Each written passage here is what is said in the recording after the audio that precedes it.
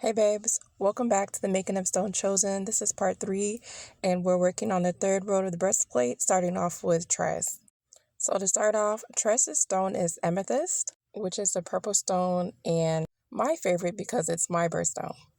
So initially in the rough draft version, Tress had 2 looks. She had 2 because I couldn't decide which one to use. So I was going to just do a day look and a night look. But because of time constraint, and I think I mentioned this earlier, I got a lot of warfare with the making of Stone Chosen. So I was basically running out of time and couldn't include the second look. Also, there was a limit to how many pages I could make, and they would charge more per page, so I had to cut it out. I kept her look 1 exactly the same from the first version to the second version because I liked it so much.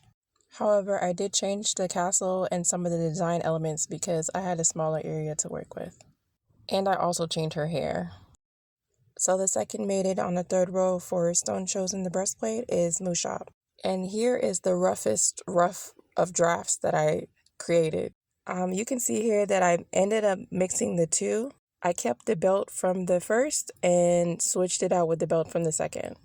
So here's the completed first version.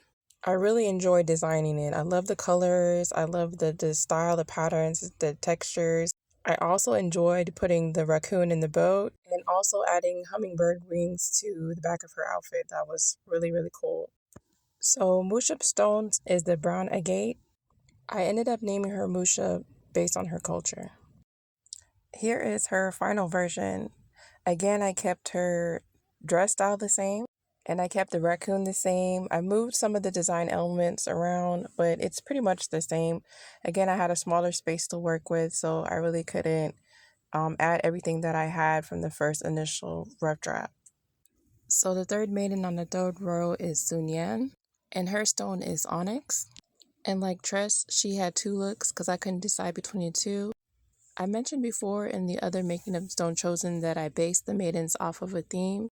The character that Zunyan is based off of, she had 2 prominent looks. She had like a military look and then her traditional outfit. So I wanted to include both of them.